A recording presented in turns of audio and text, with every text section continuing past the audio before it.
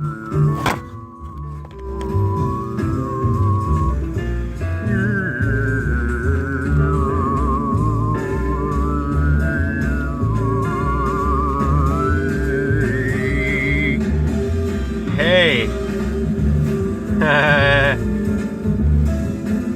You know, I'll tell you this. You think that this is necessarily, you know, this is the peace sign, right? V for victory. Well, it's also, it's linked with this sign, the shin of live long and prosper, the V here. And the triangle of the Angus, of the bull, the horns. Take the bull by the horns. And when you're walking with your two L eggs, you're ambling. And also you can ram bull. Ram is the cerebrum, Aries of the top of the brain, the back of the brain, the front of the brain, and the back of the brain is a cerebellum or bellum, a bull of bell. And we got Beltane coming up. Or May Day, May Day, May Day, the day of the Masons, the free sons of May.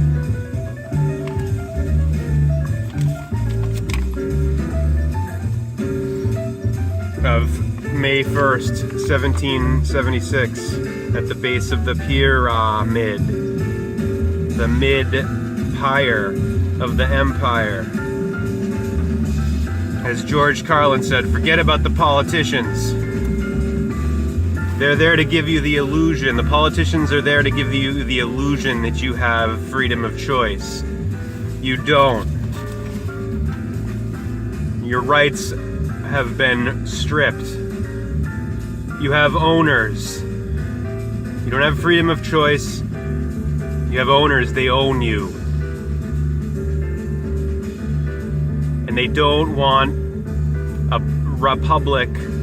They don't want their sun people bricks on the planetary labor plantation on the big pharma factory farm. These bricks are to these dark occultists at the top who are in the knowledge, the light of the sun, of the eye in the sky, the day's eye. They don't want you capable of clear critical thinking, able to tell the difference between truth and lies, between reality and illusion.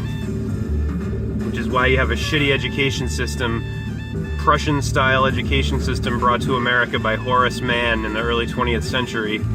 He lobbied Congress to get this Prussian-style obedience training education system for the masses here in America.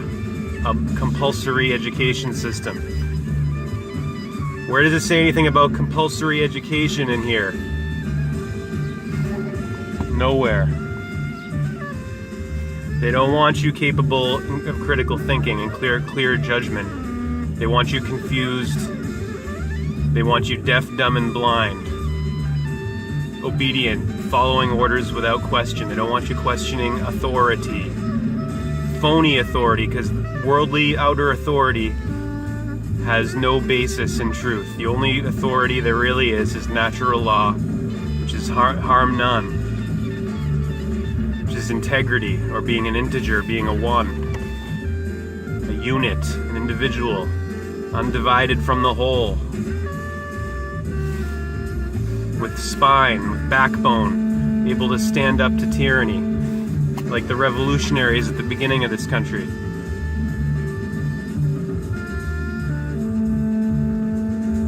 The matrix is control. The womb, the Plato's cave.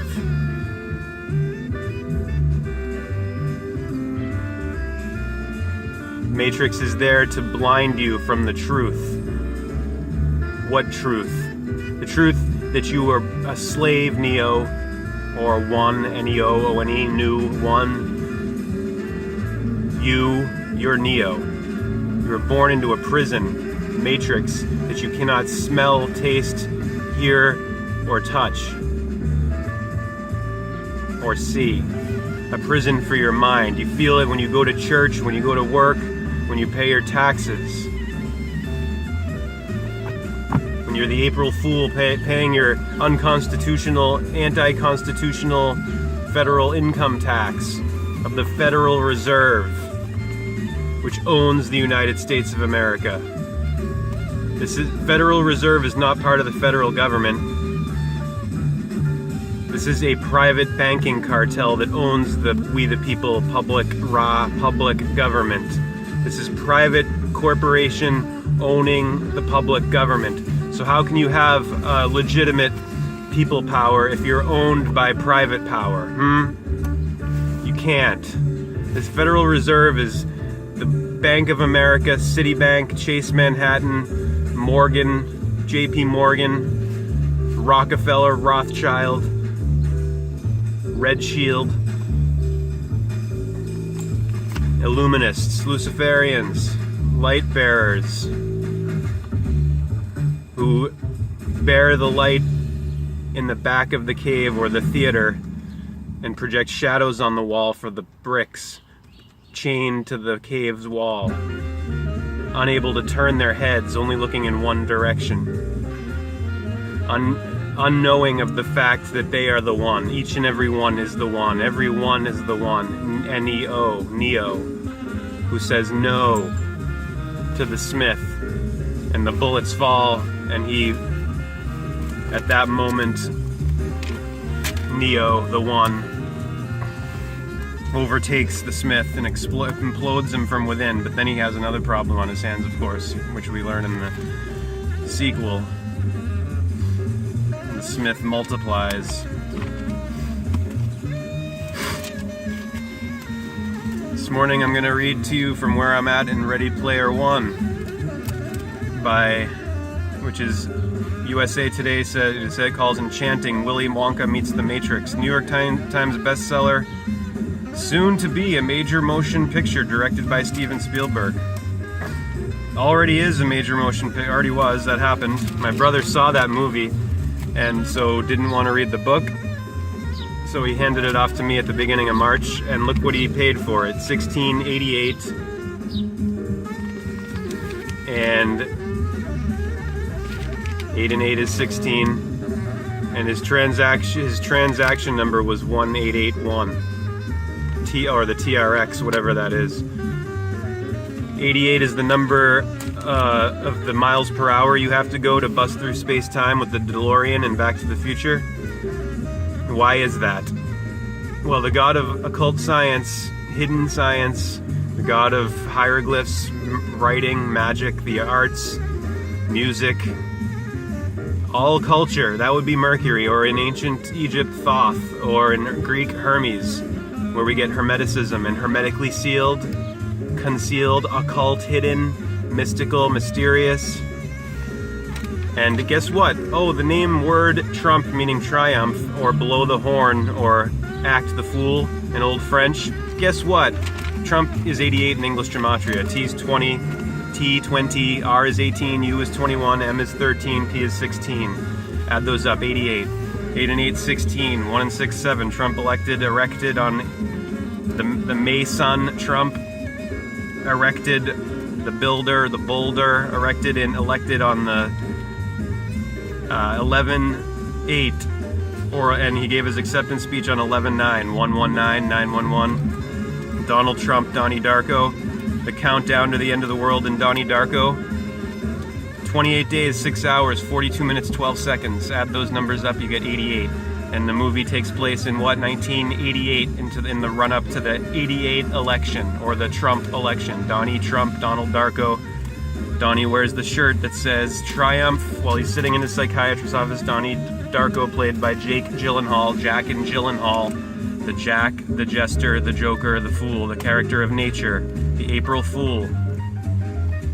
The Green Man, Jack in the Green, then Jack O'Lantern, and Jack Frost of Winter, the winner.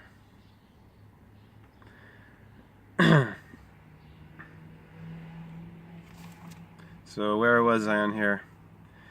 Page 153. Not unless they can somehow get through that force field. Actually, they've put up 2 force fields, Artemis said. A small field with a larger field over it. They lower them in sequence whenever they want to let more Sixers enter the tomb, like an airlock. She pointed to the window. Watch, they're doing it now. Just checking where I'm at here.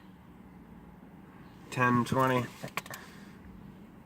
A squadron of Sixers marched down the loading ramp of a gunship parked nearby. They were all lugging equipment containers. As they approached the outer field, it vanished, revealing a smaller domed field inside the first. As soon as the squadron reached the wall of the inner force field, the outer field reappeared. A second later, the inner force field was dropped, allowing the Sixers to enter the tomb.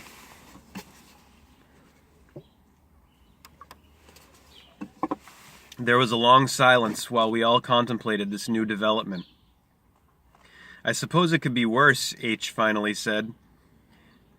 If the tomb were in a PvP zone, those assholes would already have laser cannons and robot sentries mounted everywhere to vaporize anyone who approached the area. He was right. Since Ludus was a safe zone, the Sixers couldn't harm Gunters who approached the tomb, but there was nothing to stop them from entering a force field to keep them out. From erecting a force field to keep them out. So that was exactly what they'd done. The Sixers have obviously been planning for this moment for some time now, Artemis said, closing her vidfeed window. They won't be able to keep everyone out for very long, H said. When the clans find out about this, it'll be all-out war. There will be thousands of Gunters attacking that force field with everything they've got. RPGs, fireballs, cluster bombs, nukes. It's gonna get ugly. They'll turn that forest into a wasteland. Yeah, but in the meantime, Sixer avatars will be farming the copper key and then filing their avatars through the first gate, one after another, in a freaking conga line. But how can they do this? Shoto asked, his young voice brimming with rage. He looked to his brother. It's not fair. They're not playing fair. They don't have to. There are no laws in the Oasis, little brother, Dato said. The Sixers can do whatever they please. They won't stop until someone stops them. The Sixers have no honor, Shoto said, scowling. You guys don't know the half of it, H said. That's why Parzival and I asked you all here. He turned to me. Z, do you want to tell them what happened?